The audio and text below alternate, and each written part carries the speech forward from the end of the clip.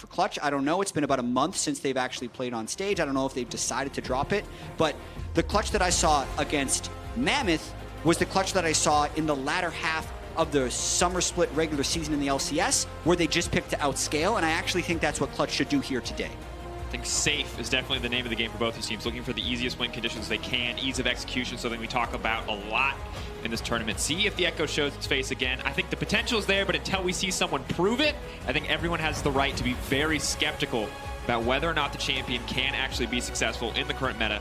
But Pantheon, Syndra taking away the Skarner, limited from Lyra. Not going to get the chance to play that comfort pick. Sheepy and I are on the same page, thinking that Skarner is such an important element for what Clutch Gaming has. Keep in mind, the first time these two teams played, Clutch was on blue side, Unicorns was on red side, and also Kiana was a blue side ban for Clutch Gaming. The fact that that has fallen through, I am not surprised to see Unicorns of Love first pick that, but that also means we're going to see Zyracon from Clutch.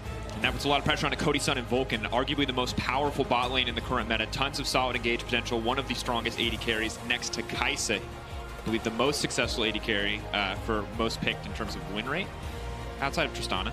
Yeah, but also notice the Morgana ban by Clutch Gaming. They dropped the Yuumi ban that they had day one, because even though Yumi's been banned a few times, it's fallen through most pick orders, I think, unless a team has a strategy specifically repaired.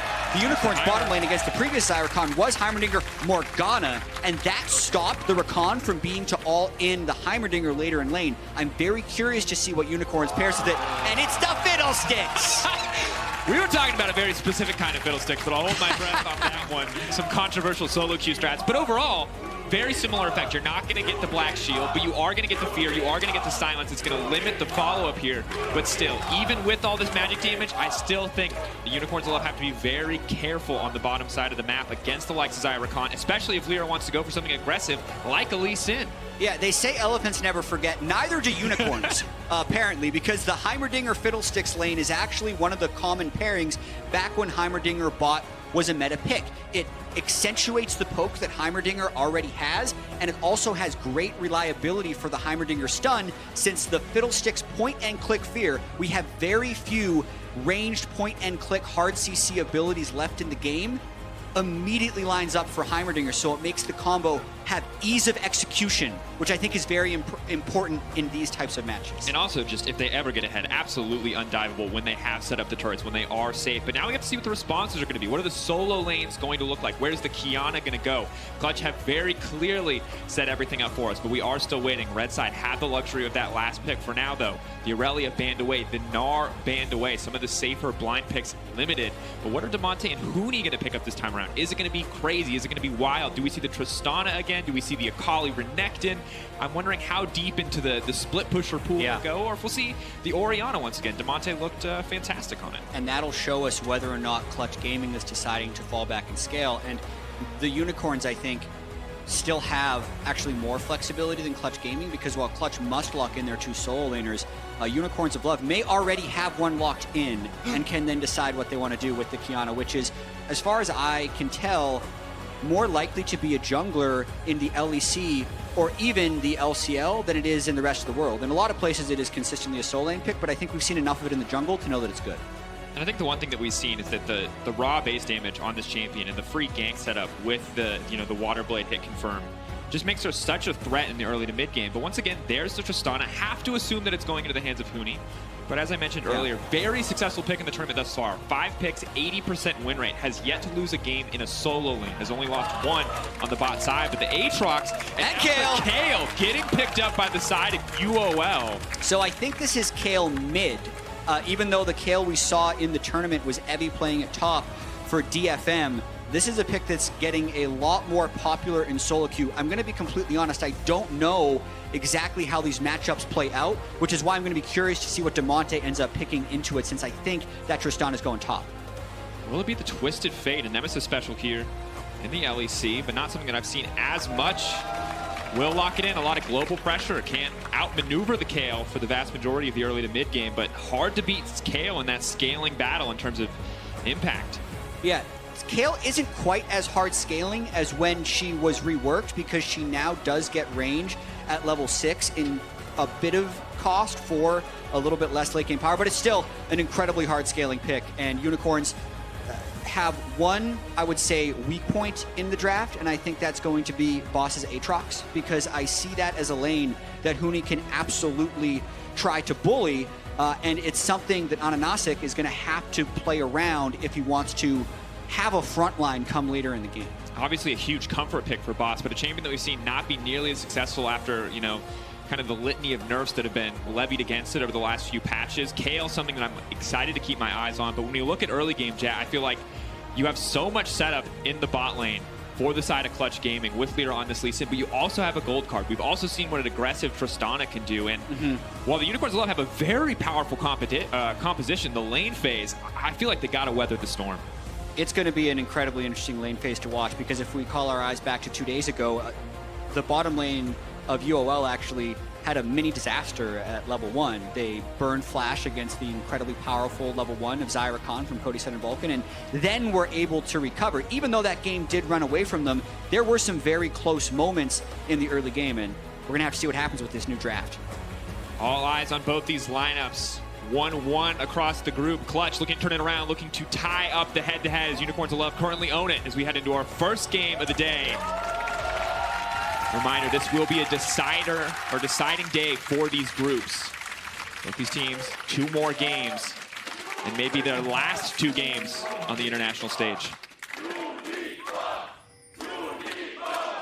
There is the Unicorns fan group, ever loyal, Dracos. It's been a while, man. It's so nostalgic. It warms my heart.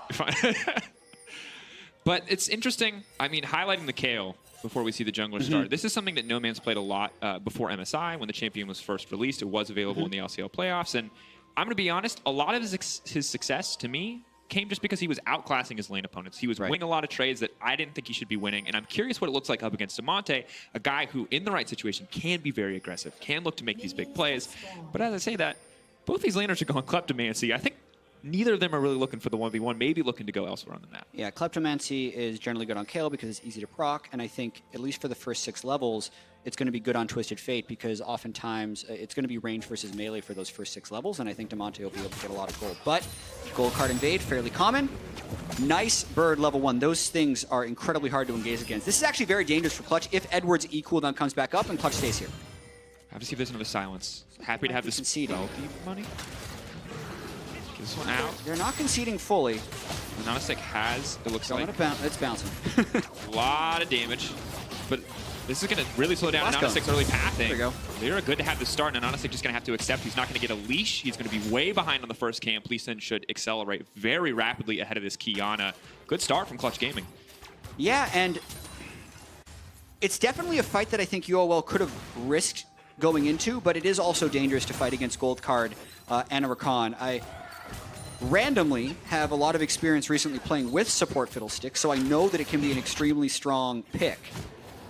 Oh. Ooh, as we Sonic actually see Wave Lyra spotted. immediately going to try and punish. I think he's going to get this just because to get the reset. the lanes are in too volatile of a point early game for the soul laners to actually assist, which makes this a fairly safe invade, especially the pushing power between a Tristana and an Aatrox who has had his wave clear nerfed. So really rough start for Ananasik.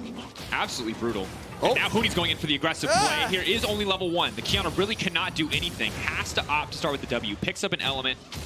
Manages to make the retreat, but fantastic use of early lane priority from Clutch Gaming as well as that level 1. Yeah, I actually think it was a bit of an overplay by Lear there to flash over the wall and hope to assist in a kill since the flash was going to be burned by the Kiana anyway. But it does still give them control over both buffs. It just doesn't give them quite the experience lead I think they would have been hoping for. And I actually don't know if he can even do this without help. Yeah, because, oh no, Edward took the big one with his...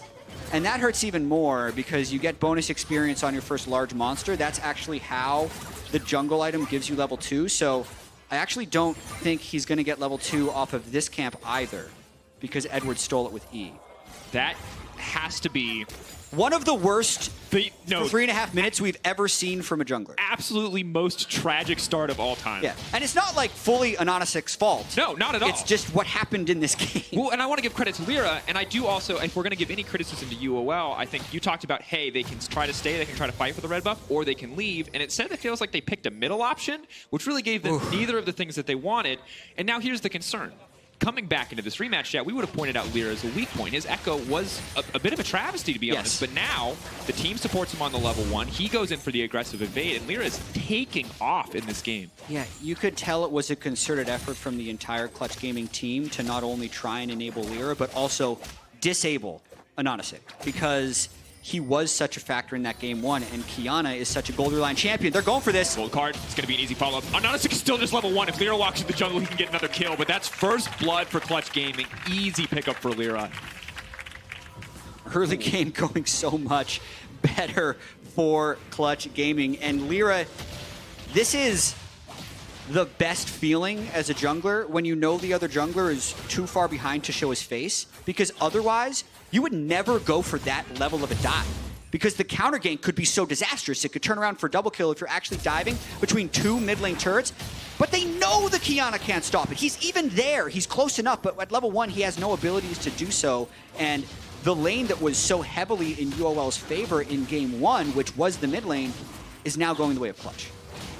Just such an easier early game right now for Clutch. 1.3k, 1.2k gold lead at 5 minutes. Massive lead. Lyra level 4 to level 2 of Anonisic. Ketchup XP not going to be enough. And he can't invade either because he's level 2. So if he gets caught out, he has to go back. And just to get this out of the way, if people are a little confused why we're calling the player whose name is spelled A-H-A-H-A Anonisic, yeah, it's because the capital H's are meant to be N's, which is Anonisic, which is pineapple in German. This is as far as I will go in terms of pronouncing names for the players. It would be, Dracos, it would be like if you told me to call you Sifa. I would completely refuse to do that. Why? If you spell the Dracos. It's been, if you spell the Dracos. Years, Jack. Let the meme die. Oh my god. Okay. That's fine. And look, it's a tough name. It's a tough game for Anonisic. You know? Needs to find a way back. But I don't really see a way out here, Jack, because I look back at this map. I see Demonte probably going to be able to sustain pressure in the mid lane pretty much indefinitely, at least until Kale hits that level 6, maybe can start to fight back. Tristana should, at least for a while, be able to continue to outpush the Aatrox. Aatrox with no CDR at this stage of the game. And really the only point where they can keep lane pressure is the Fiddlesticks Heimerdinger lane. But when you don't know where the massively fed or massively ahead Lee Sin jungle is, that just gets very difficult. Exactly, but I do want to point out something that Anonisic just did, which helps him stay in the game. So the very first camp he cleared was the Krugs. The Krugs, after the first time you kill them, when they respawn, are basically worth 2 camps worth of experience. The first spawn of Krugs is only worth 70% as much. So the fact that that died first lets them respawn faster, which gives him access to that large amount of experience faster. So even though he's still behind, if he gets a kill, he could be back in the game. Oh, and he is able to steal the He's Raptors. only 1 level down now because he cycled his Krugs, the most valuable camp. And really important to be able to do that, to set up to try to play from behind now. Fog of War being highlighted. Both teams willing to contest for this. Stun won't connect on the Vulcan, does hit the slow. Cody-san is 6. Yeah, you cannot. They could kill Kiana if they use TF ult, but it would be rather risky. And I think for now, what we saw 2 kinds of clutch games. We saw the game where they choke you out, they bleed you out, they take small advantages, and they just walk away with the game. And that appears to be what this game is. Now it is a little bit bigger than small advantages, Lyra. Want to go into the mid lane, help this push out. No Man's with no TP means there should be at least 1 tower play, if not more, depending on how clean of a back Demonte wants to try to get here. But this is a dominating early game. 15 CS lead in the mid lane. Almost 2k gold difference between these teams. When you said Clutch Gaming versus UOL, I think this is kind of what LCS fans were hoping it would look like the first time around. And that's always the hope. I do think that overall, the volatility of play-in stage is currently at about what it usually is. I think people often have a bit of revisionist history when they think about how play-ins have gone, because even last year, we saw Cloud9 taken to 5 games by Gambit in the same LCS versus LCL matchup to actually get into group stage. We saw G2 go 3-1 in groups and have to win a tiebreaker over Supermassive. So the group stage games themselves have been relatively competitive for at least 12 months now, and here comes Fight. A lot of burst damage instantly going into the lead. Lee Sin might just get taken down. Demonte going over the wall with the flash, just responding. They don't kill Lyra. They have to be careful. The Sonic Wave cooldown, there's no Dragon's Rage. But now, got the root. Looking for the root. Does manage to connect it. No Man's stepping forward. Demonte in trouble. The slow is there. Needs to pick up Rock, and he can look to finish the kill. They're going to try to donate to No Man's. No, Anonisic going to take it. Big kill coming in for the UOL. Have to see that one again because it just went horribly wrong for Clutch Gaming. They thought they had the level 6 advantage on jungle, so they should easily be able to win that, but it looked like just either a mistiming of CC or abilities, and this is what UOL could use to get themselves back in the game. They get the plate, Qiyana gets the kill, Qiyana also got to soak experience, and is now equal in experience after that disastrous early game. So it starts, blue card, speed up. What happens here? So Lyra decides to take it in, but then ends up just kicking Anonasik backwards, and then Damonte jumps over the wall to avoid him. Honestly, if Damonte never ults there and just stuns Qiyana to disengage, Clutch is completely fine. But UOL outplaying this 2v2 and gets the kill. And note that Nomads doesn't even use ultimate in this exchange either. Yeah, it wasn't even onto close. That cooldown.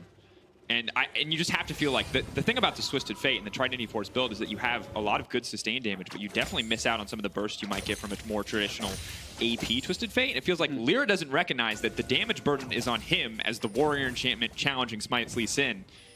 Just definitely a big misplay. But you can see the average jungle timing. Anonasik quite far behind, but the level 6 does finally come through. No Warrior Enchantment quite yet, but we've seen Qiyana still be very strong even when put at a deficit. Yeah, I mean, if you think about when he was level 1, he was level 1 3 minutes and 40 seconds into the game, which is roughly 2 minutes after he should be level 2. So the fact that he's only 1 level behind level 6 means he's actually been playing catch-up fairly efficiently, and he has the extra kill. So good job. He's still behind, but it could have been a lot worse. Absolutely could. Of course, Clutch Gaming, 10 minutes. It's right on time. Flashing He's to in. the middle six. They know exactly what's going to happen. Boss now going in the middle of the team. The Qiyana ult is massive. Easy pick up on Lyra. The Smite is gone. Vulcan's next on the list. The Heimerdinger now set up and raining hell. Turrets free firing. And an instant Clutch, a bit too predictable. Following through on the 10-minute meme. And UOL are there to respond. And UOL was so ready for that Rift Herald. Clutch did not respect the Fiddlesticks Kale combo. It's so good because you can speed up the Fiddlesticks after he goes in and then essentially give him access to Zhonya's before he should be allowed to with the Kale ultimate. So look for them to do much more of that in this game. And Jat, we went from a 2K gold lead for Clutch Gaming to just about dead even. Yes, Clutch have the Infernal Drake, but still, looking back at this play, even in the Fog of War, the confidence here from Unicorns of Love is incredible. Yeah, well, honestly, Clutch Gaming didn't have enough vision to know they were there. There were 2 well-placed controllers for UOL in which to make this attack. And then Edward able to flash in with the kill up.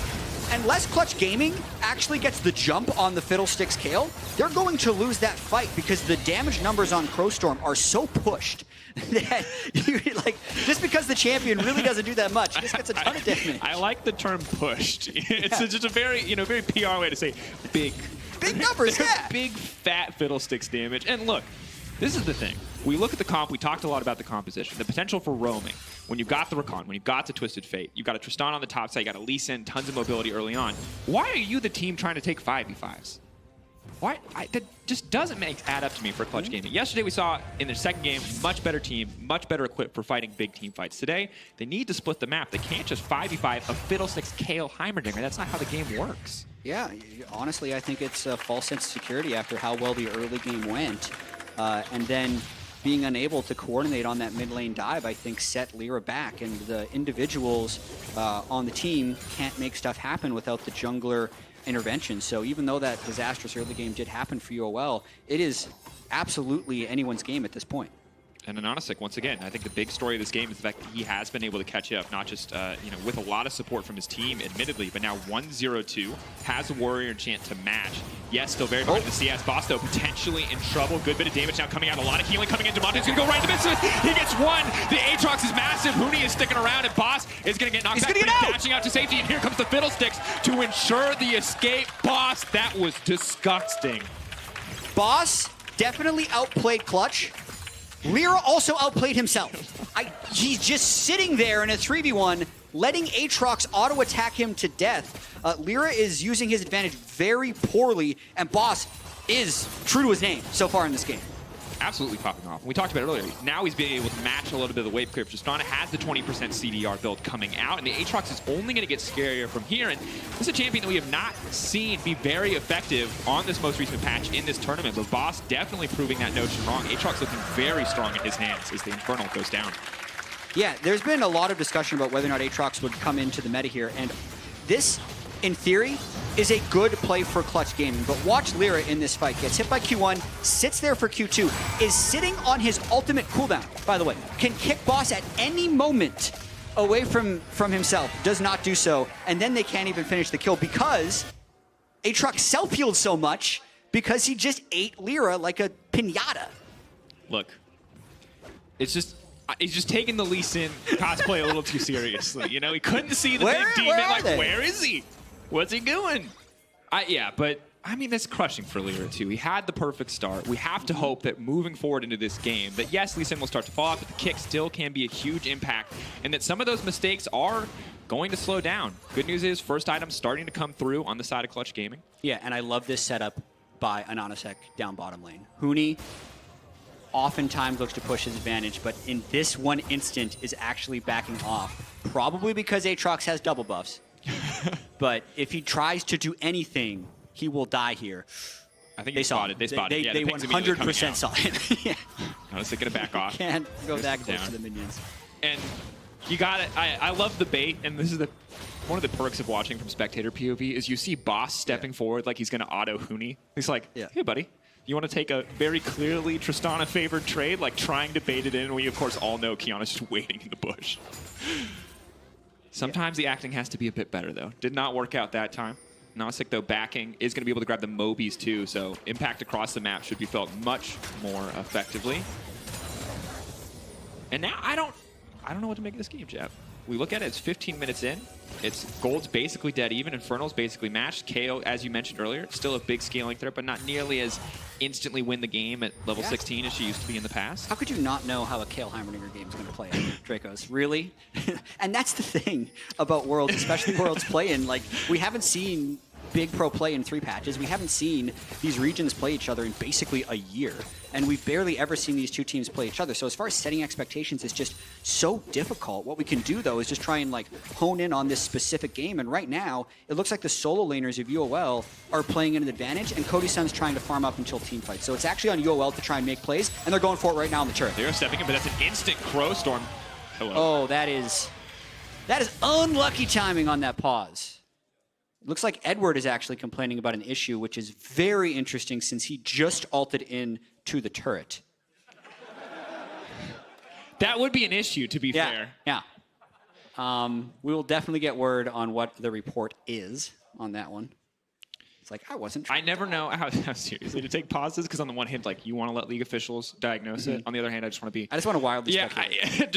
Exactly. I want to be like, so I was alting, and then No Man said he didn't want to alt me, and now I would like to take that alt back. Can we undo the alt, please? The memes, like, excuse me, sir, this Aatrox has 2 kills or something like that. Yeah. Lee Sin wasn't supposed to be there. No. It's looking a little grim for our boy Eddie. Let's check in. I can still see items the rest of the game. He does have the stopwatch, so should in theory have time to survive, but the Lee Sin is going to kick him. No Man's does also have ultimate, and as much as I'm joking about not using it, that is 2 seconds of invulnerability. Hopefully he would use it on his teammate. Yeah. Overall, though, the game is incredibly close. We had just kind of set the stage about who's going to have to make the next plays, and it seems like UOL, in terms of recovering from what happened early game, have been taking all the steps properly, right? Yeah. They have allowed Anonasek the time to get experience up to the point where he can be relevant. They outplayed Clutch in the mid lane 2v2, and then Boss just straight up won a 1v3. That's not like a team player or strategy thing. That's just being good at Aatrox. And I feel like a lot of it goes back. Like, I want to give Anonasek credit for, coming back in terms of jungle experience, but it just feels like Clutch had this big lead. They had pressure in many of their solo lanes, and then they decided to kind of burn all the resources they had accumulated by going to that Herald and taking this big fight. And the Heimerdinger and the Fiddle are still a very big part of the game. And it just doesn't feel like they respected what the composition can do from the UOL. But this is something you mentioned. Yeah. Does anyone really know what this composition does? I mean, you can theory craft, yes, stay away from Fiddlesticks, but how many times have you actually played against it? Of course, though, as the pause is ongoing and league officials are investigating the issue on stage, we're going to head over to the analyst desk to get more information on that first game. Thank you very much, Dracos. And of course, we will talk a little bit about the very first decisions in this game, because Jat said on broadcast that it was the worst first 3 minutes of a jungler's decision-making and performance ever in the history of the game. That was softer than what my analysts were saying. In fact, the early game felt so shocking that Ender himself came running over to take this. While I've set the scene of the drama, let's go back to the draft. Let's talk about the two team compositions that came out of it and why we are so shocked. Vedius, would you like to start us off? So, first we have to go back to the first time that these two teams met. And it was that UOL had drafted effectively 3 winning lanes, which means that Clutch had no ability to gain advantages in the early game, and they got outscaled. Right? So we were like, okay, this is clearly something that Clutch will adapt to and change coming into today's game. Then we looked at UOL's draft and we thought, okay, Heimer, Fiddle, sure, that's an easy way to gain some priority bot. That can match, I can see that. But then they lock in Kale and Aatrox, and we're like, okay, so you've just voluntarily conceded both of your solo lanes. You've made it very difficult for the Kiana to find a lane to play around. And we expected an invade to happen because it's Lee Sin, Tristana. Like, they have a very strong and level TF 1. gold card as well. Yeah, exactly, right? And TF is like one of the big things that stands out to me, because when I think about that champion, and this wasn't a blind pick, but the ability to just blind pick TF, do whatever the hell you want in the laning phase, and then do whatever the hell you want to do on the map, because your TF later is like a big wild card, and then you're laning into a Kale, and I'm just like, okay, like he's just free to just take over this game, given what we locked in, and yeah, UOL, this is just kind of wild. And the reason why Jat was saying what he did was because when you have these solo lanes, the expectation should just be that an invade will happen. It just should, which means that you should be planning around that and you should be looking to compensate for that invade. But he chose to overstay. He chose, like, every decision that he made only made things worse for himself, which means that they weren't prepared.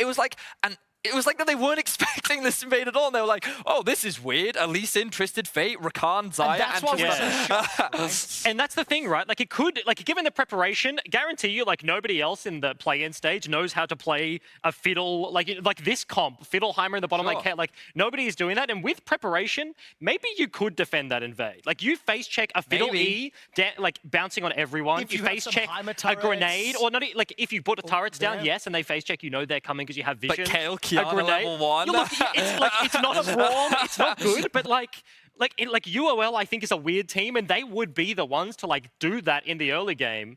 But instead, like, that is just not what happened. So, and then it's so just we're like, obviously we're oh, very, very no. passionate, right? We're very heated. This is the biggest possible stage for League of Legends to be played on. Hence the reason we're getting very, very emotionally invested in some of the decision making. I do have an update for you based on the pause. When Edward altered, his game crashed. Unicorns of Love have been offered a chrono break by League officials, and it has been accepted. We are currently working through that process, and it does take some time. So we thank you for your understanding. He just stood there, and I was like, okay, something clearly went wrong. So we do understand why. Now, in any professional game, in any professional scrim, whenever you speak to players, backstage especially, that level 1 happens, that invade goes down, everyone takes their headsets off, they throw the keyboards and they go, GG, go next. The game is over, right? over.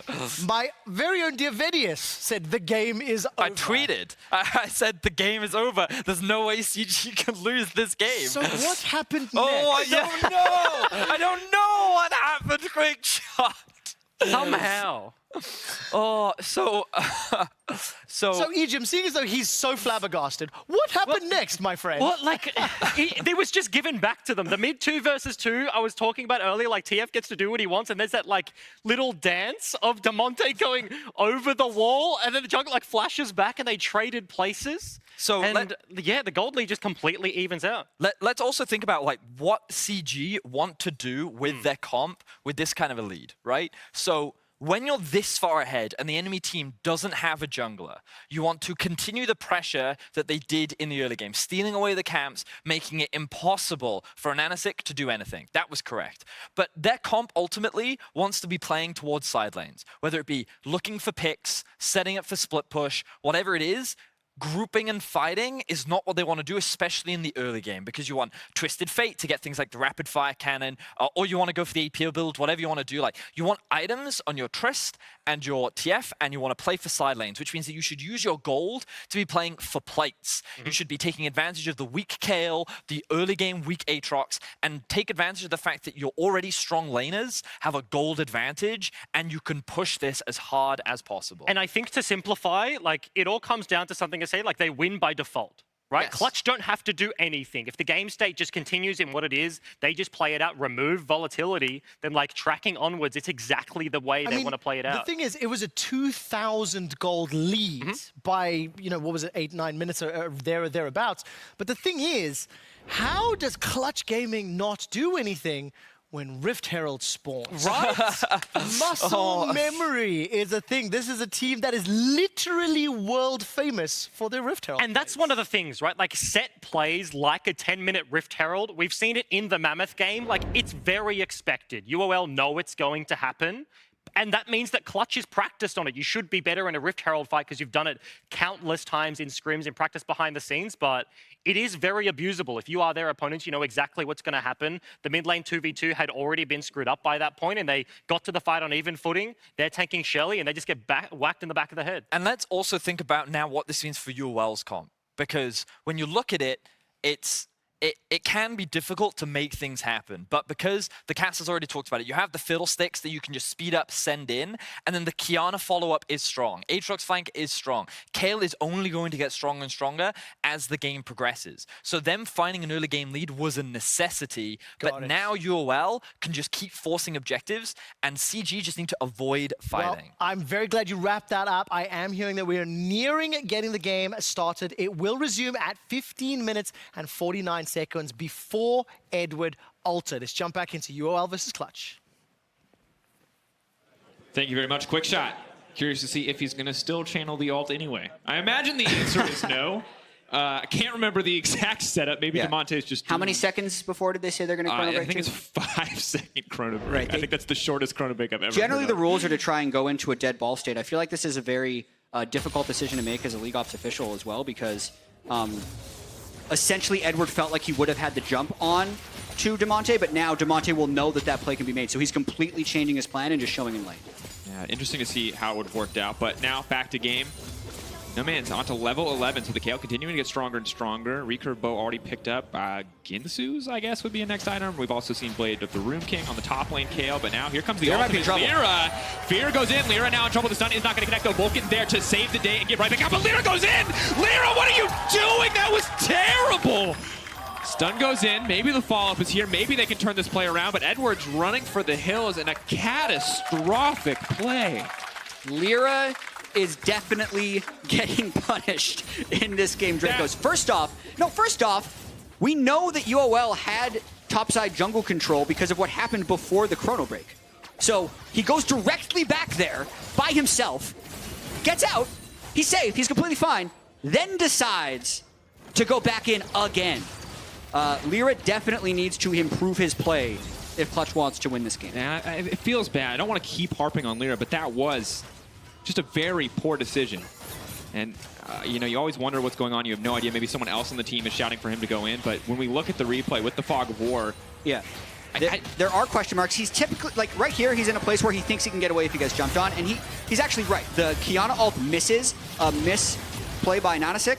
But then he goes back in probably because Clutch is saying, like, go, go, go. We have TF ult. It's going to be a 4v3. But he just goes too soon. And that gives the gold lead over to UOL. And maybe he's still feeling like he's as powerful as he was earlier on in the game, but he is no longer ahead. He is now actually behind Anonasek on the Kiana. And just a difficult spot to be. But once again, we heard it from the desk.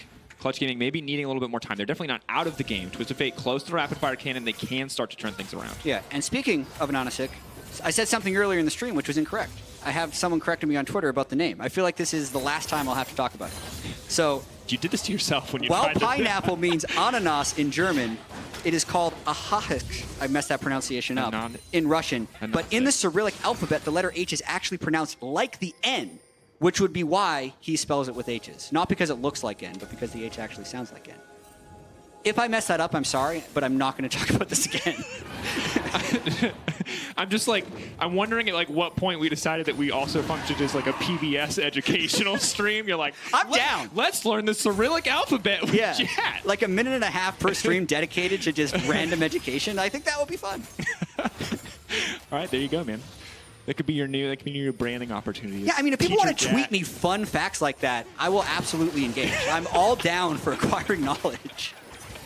There you go. All right, well, there's your Cyrillic alphabet education for all the Clutch fans watching today. For the UOL fans, you might just be wondering what we're talking about, why we're talking about It's the jungler's name. It's all very that obvious. matters. Yeah. But of course, the Ocean Drake going to go down, uncontested as well. And I start to feel bad a little bit for the remaining members of Clutch Gaming, because Huni, despite having a stronger early lane phase, a few catastrophic decisions have cost them. But it is just a trade of towers across the map. Looks like the third one, or the second one rather, very likely to fall for UOL. So they have 4 members set up here on the bottom side. No one responding on the enemy team, but UOL definitely fishing for the setup. And they just have so much control over this game. The amount of wards they have in Clutch Gaming's blue side jungle, the fact that they, for free, were able to take that Ocean Drake, and the fact that they have mid priority thanks to just constant pushing by Nomads and rotations towards the mid lane. UOL is actually feeling fairly comfortable right now, but the thing will be their actual way to engage does still need to be surprising. So Clutch needs to kind of double down on trying to get that vision and make sure that Lyra and Vulcan having cleanse is actually very important here, because he can potentially face check things and not get CC locked by a Fiddlesticks Q and be able to jump back out. And you can tell that Clutch are slowing down to play a little bit now that they've left the laning phase, focusing getting that mid priority first, fishing for vision. You saw just a ton of vision placed down on the top side for Clutch. It's now being shifted more towards the bottom side as Vulcan, as you mentioned, moving in, not being afraid to be one to face check. Downside is they don't feel like they can commit a member to the top side, to this Baron. In the top lane push, and Nomads just continues to get stronger. It is the Ginsus as well as the Nashers. That's a very terrifying KO. Not someone that I think Damonte can comfortably 1v1 or even match the wave clear of at this stage of the game. Yeah, Noman's in a very powerful position. That's going to kind of give them permanent priority over them. However, if he does do this kind of wait in the brush move too often, and Clutch Gaming does see a window, Damonte would be able to TF ult down. It's just a matter of map pressure right now, which is why Noman's is staying here, because if Damonte ults down, he loses pressure, and because there's such a small amount of vision on Clutch right now, you can see that's why he has to use that Twisted Fate ultimate. And the good news is they do have some of those get out of jail free cards. They have the Twisted Fate ultimate. They have, a blue trinket, which is unfortunately down for Cody Sun, but will be up eventually. And on the opposite side for UOL, vision control is just going to continue to get more oppressive. They got control wards, they got double sweepers, and once the Duskblade comes in too, they should be able to really just black out the map for the side of Clutch Gaming, and that's when this Fiddlesticks gets terrifying. Yeah, and Clutch is currently out of vision checking tools. The TF ult is down, and their blue trinkets aren't coming back anytime soon, which means they have to spend all of their map pressure in getting mid priority back right now, which gives UOL time to pressure those side lanes. So in terms of what we call tempo, UOL is very far ahead right now. And just easy once they get this push started in the mid lane to continue fit. We check in on the gold, though, still relatively even. But we know in the 5v5 team fights, if UOL do get the setup, it's pretty easy for them to execute. You can see the differences in individual lanes starting to shine through. The Xayah pulling ahead, very nice. Cody Sun, of course, on a more traditional multi-item carry, maybe can be the difference maker, but this is going to be a very difficult game for him to navigate when there's just so much latent AoE damage. Yeah, it's just, let's think about how the team fights need to play out. It's essentially UOL has many divers. They have 2 or 3 divers, and also a Kayle ult. The Cody Sun basically has to wait out, and then he can put his damage down. Whereas Clutch Gaming doesn't necessarily have a tank that can withstand that initial onslaught. So I think the way that Clutch Gaming needs to win a fight is if UOL actually goes in with Qiyana Fiddlesticks and then misses. So Lyra or Vulcan actually have to dodge an engagement in order for Clutch Gaming to be able to turn, because if any of those engagements land for UOL, they'll kill the front line, then it'll be a 5v3, and then they'll wash Clutch Gaming. And the thing is, with a scaling advantage like this, you can see Noman's picking up a QSS as well, so now even the fights that Clutch Gaming might want to pick, if they can find a single target isolated, do get harder, because he's not worried about rushing a third offensive item, can afford to kind of sidetrack his build for some defensive choices here, limit the impact of, a rapid-fire cannon gold card in a game like this, but not going to stop Damonte from threatening, moving up, clearing out a bit of the additional vision here. Clutch now once again collapsing on the mid lane. Here comes the Fiddlesticks ult. His goes right in the middle of the team. Eyes on the Xayah. Can they keep her CC for long enough? The ultimate not going to come out quite yet. Cody Sun pulls it back and they take down Edward. The 1-for-1 trade, however, the shutdown onto Cody Sun. Yeah, that's actually advantage UOL, because he's the main damage dealer for Clutch Gaming that is now down So even though it looked like that initiation almost missed, it gives UOL the better kill, more gold, and more map pressure. And Huni has to be careful here. Nanosik does a lot of damage. Even the level of damage for Huni might not be enough. We saw it yesterday. What this Kiana can get done. Clutch. Still have Kiana ult. I just don't think they realistically can step forward to do this one. And honestly, going to dash out to safety. We'll tank a couple tower shots and a bomb. A bit risky there from Anonisic, but the tower will go down for Unicorns of Love. And finally, they find themselves with a decent gold lead. Ocean, the next dragon on the table, but Baron feels like it has to be the bigger objective for both these squads. Absolutely. So 24-minute Ocean Drake actually quite low priority for these teams. Ocean Drake most beneficial in the first 5 minutes of the game, but because they have so much map pressure, they're just going to go this. This is something Clutch Gaming should not contest whatsoever. They should use this opportunity to get as much vision as possible around the Baron pit, because UOL is essentially slightly delaying their Baron setup in order to pick up this Ocean. And this is one of those situations where I feel like they're taking Drake just to get to Elder faster, just to offer another win condition for the team, rather than just letting it sit, hoping to get as many stacks as possible. Because the Ocean, not going to matter too much when a team is ahead like this, but good for the Heimer and the Fiddle to have. Keep the pressure up. Clutch, though, grouped is 5. No man's has to be Can't get a careful. flank if they want to go. He's got the angle. Going for the angle. Looks like he's going to find it. That's going to be the double stun. Damonte now running. Vulcan incredibly low, but Huni has the tools to disengage. But that's Edward on the way, and the fear connects. Damonte's going to go down. No, he's running. The flash out to safety. They can't find the kill. CG managed to escape with blinking health bars. Oh, that was so close to breaking the game wide open. Even though the initiation was disjointed, they still have such an advantage. It just doesn't display in the gold at this moment. Unfortunately, though, because they used the Fiddlesticks Flash, they're opting to reset. I wonder if it would have been better for UOL to just continue to clear vision with the control ward from Ananasic since Clutch Gaming was forced into recalls. That could have been an opportunity for Baron, actually, for UOL. Yeah, I think a bit hard to take your foot off the gas in that situation for UOL. They've been winning so many of these fights, so if they find a victory there, they instantly take Baron, and it feels like a game-winning play. But bit over-eager, and that means Clutch have a way back into this game, buys them a bit more time where they're not worried about the siege threat or the Baron from the enemy team, a bit more time to get farm into the likes of Huni, who's still on the sideline, has to be careful, and Anonisic and Boss both waiting in the darkness. Yeah, and ooh, you might get him. Goes over, grass, no stun. He knows he's altless. If he was not altless, that potentially could have been a dead Huni. So after game 1, when UOL beat Clutch, they were so confident, and Edward tweeted after the game that they actually need to turn up the aggression for the next game because they're not playing as aggressively as they're used to. I think the same thing is actually true in this game, where they have the ability to push an advantage, and they are being a little hesitant, as in not going for a Baron like that. And it's buying time for Clutch. And while I don't think Clutch 100% outscales, just because there's so much CC on the side of UOL, there's always a chance they will win a teamfight late game. The fact that there are 3 crit scaling marksmen and no good armor stacking champions on the side of UOL means the later the game gets, the smaller a mistake could lose it for UOL. Here we go, another big fight, trying to find the stun. That's going to be a 3-man stun. A beautiful ultimate immediately kicking off the Fiddlesticks in the background, saying surprise, surprise. Doesn't even need to land there the it is. damage. The double kill coming in. Boss cleaning house, and Lero running for the hills. That's the fight you were waiting for, Jet. Advantage push for Unicorns of Love. And it's exactly the setup they wanted. They had control wards in mid-priority, and they catch Clutch as they're going mid lane. Clutch just doesn't have enough speed to run away, and Unicorns finally just take that risk to just run at them, and because of the kills they got, they should be able to secure this Baron. And they've got a Heimerdinger and a 2-item KO. They're going to shred through this Baron. No Man's isn't even worried about it. It's going to take the time to get a bit more gold on that Scuttle Crab before they move in and knock this one down. 27 minutes in, 3K gold lead. Going to jump up to 4 as UOL grab this Baron. And Cody Sun, all he can do is grab a red. Nothing left for him. Massive advantage for the side of the Unicorns. Looking so good for Unicorns of Love.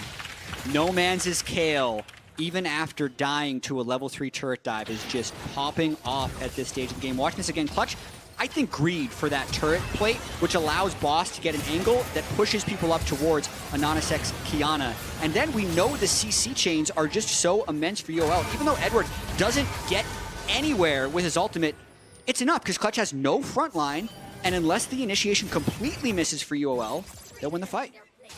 And it's an interesting situation for them to be in now. We've seen a lot of teams draft these compositions with a lot of disengage options and a lot of solid scaling picks, and that feels like where Clutch are, but they just cannot find a fight on their terms. And the disengage options just are not enough against the sheer amount of CC on the side of the Unicorns of Love. The Buster Shot, the Dragon's Rage will not get them out of a disadvantaged fight.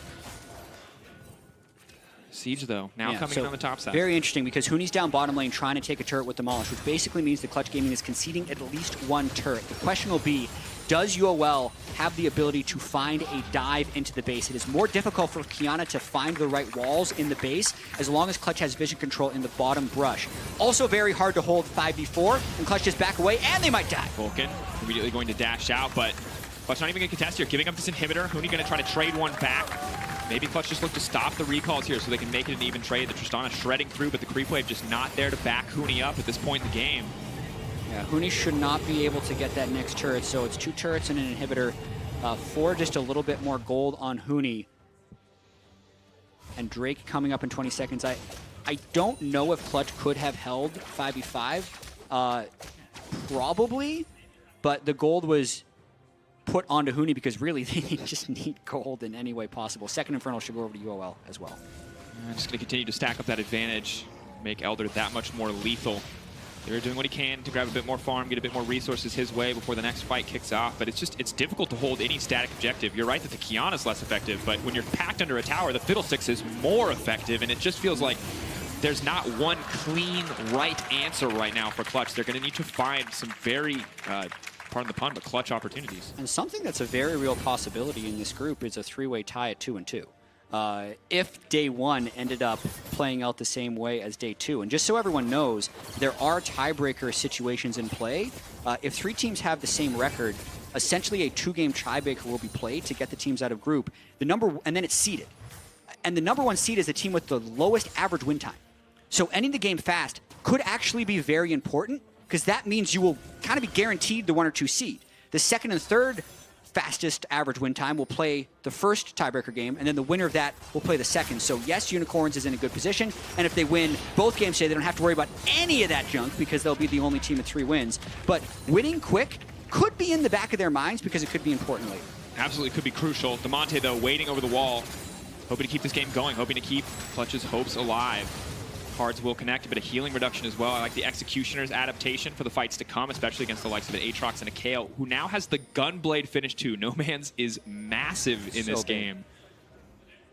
And we saw the analyst test talking about this before the day, or sorry, during the pause, and they said UOL just picked a bunch of losing lanes, and then they had their jungler invaded, but they have actually recovered. It's kind of the opposite of so much of our discussion of saying, or even DeMonte's discussion of saying, oh yeah, we're just going to pick scaling because if we're better, we'll win later. Well, UOL, while they pick a little wacky, also pick scaling, saying in a confident way that they think they are better, and based on what's happening in this game, they're proving it.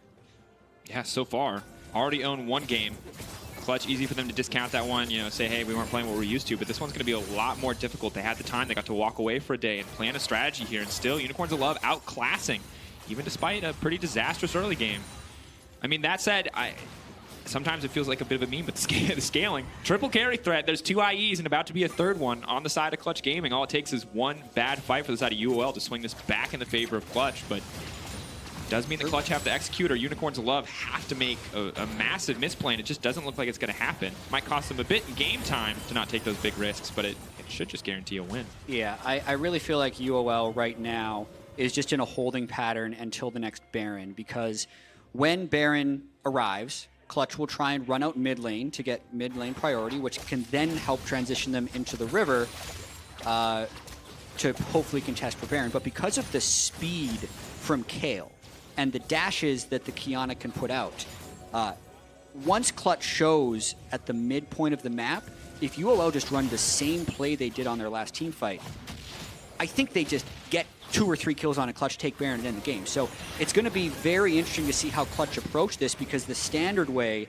didn't work. And the reason it's the standard way is because every other way is worse. So if they try to just get vision through the jungle, that's even more dangerous and even more disastrous against the Kiana and the Fiddlesticks. Oh, God. So it's actually pretty beneficial for Clutch that they're able to get even this amount of vision during UOL's reset, but here is where it gets very difficult. Absolutely, and insult to injury is the double death caps that have just now been completed by Inax and No Man's. Yeah, we see your IEs and we raise you to death caps. Death caps versus IE, the game.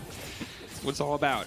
And it's interesting because now if you're on the side of Clutch, you're looking at Demonte's ult, and it goes from incredible flank / maneuverability tool to stop 1 Baron attempt. Same with the blue trinket. Buy yourself another 30 seconds, 45 seconds, maybe. Yeah, and unfortunately for Demonte, Clutch is prioritizing all the farm on the true marksman, not on the fake marksman in the mid lane. So he's falling really far behind No Man's because all of his farm is going to Tristan Zaya. And you can see Clutch, like, they look eager to make a play. They're stepping forward. Vulcan's potentially fishing for something that's be very difficult. Once again, the QSS is there, the stopwatch. Yeah. So watch this. If Clutch pushes up any further, UOL is going to wrap around behind the back of them. And there's... And they can go top. super minions that they have to back up for.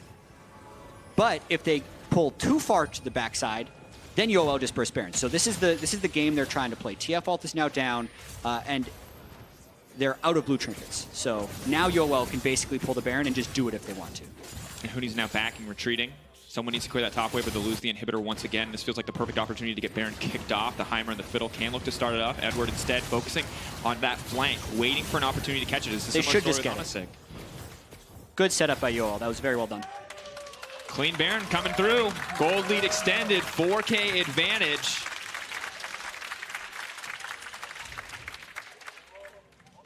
And it's a hope and a prayer at this point for Clutch Gaming. Last Baron, Huni was pushing on the side lane, trying to get something back. They gave up an inhibitor tower without really contesting whatsoever, but it feels like they need to fight for this one. If they lose both inhibitors, it just seems too easy for Unicorns to love to end the game. Yeah, the big thing to watch, though, is the fact that we do have that second Zeal item on Huni and on Cody's son. So, again, if the first initiation is however stifled by either the stopwatches of Lyra or Vulcan, the two guys that are most likely to be engaged on since they have to be at the front, it doesn't take very long for Clutch to kill the people engaging. That's the one thing that can allow Clutch to come back, because to their credit, they have held the gold lead that we just saw at 4K for about the last 15 minutes. So while they are most likely to lose this game, it is still possible they make a comeback. Gotta hold out hope. No Man's stepping forward. See how much damage these powered autos do as he gets the stacks up on the passive. Not too much quite yet. Demonte fishing for that gold card. Just poking someone down even to half to start of this fight could be a huge advantage coming through for Clutch. You have to work through a lot of tools on the enemy team. You got a GA, you got a stopwatch, you got two Zanyas and a QSS, as well as the Kale ultimate. So it's going to be difficult to burst down some of these targets, but if they can just find one. Cody! Big stun. Cody's son's going to be forced back. That's going to mean an easy second inhibitor for the side of Unicorns of Love. One mistake is all it takes. They're going to move up to the top side, retake the top lane inhibitor. And not going to be contested here. Lyra's still waiting around, hoping to find that kick onto the flank, but it's just not going to happen as Edward is ready at any moment to ult over this wall and stop any potential Clutch engage. Yeah, and if Lyra ever tries to go in for an insect kick backwards, it's going to fail, because Edward will just press Q on him and he won't be able to get the kickoff and he will die. So that's one of the reasons Lyra is completely sticking back at this moment. Stun connects, not a lot of damage. Reducing the healing, not going to be important outside of combat. Team just continues to pressure forward, and Unicorns might not even look for the third inhibitor, just crashing these minions in. Bot wave is pushed pretty far out. That is good news for Clutch Gaming. I think this is actually fairly risky by UOL. I think they're hoping to overpower Clutch, but because of the Trist Zaya damage, I'm a little skeptical about their ability to break this inner turret. It is possible, but I think UOL will be better served by picking up Cloud and getting the third hit. They're opting to stay, which generally means they're going for Nexus turrets or the win. 56 seconds left on the Baron. You got some cannon creeps here. You got some supers barreling down each lane. Top one's going to crash shortly. Mid is on the way. It's really difficult to brute force all the way to the Nexus, but here they go. Pushing in, and we're going to fish for that one. Lyra does manage to make it out. They buy a bit more time. Huni's clearing the minions on the top side. Clutch holding on, but Cody's taking huge damage. Still has ult, can pull back. Should heal right back up to full. Hasn't burned any major cooldowns quite yet. Lyra also doing fine. They're down 2 ults, but they're sticking around, which means Clutch might actually look to fight. Full card connects onto No Man's. Lyra's still fishing, hovering under the last bastion of hope here for the team tower, but the minion wave is going to crash anyway. 18 seconds left on the Baron. They probably won't have that to push in, but they could still try to fish for the inhibitor. 2 cannons on the way, 10 seconds. Can Clutch survive this Baron? Boss using the ultimate. Demonte using his in response. Perfect vision on the entire team. No surprise flank. Huni doing a lot of damage to Boss. Boss looks like overstaying his welcome, but the QSS forced out from the side of Cody's son.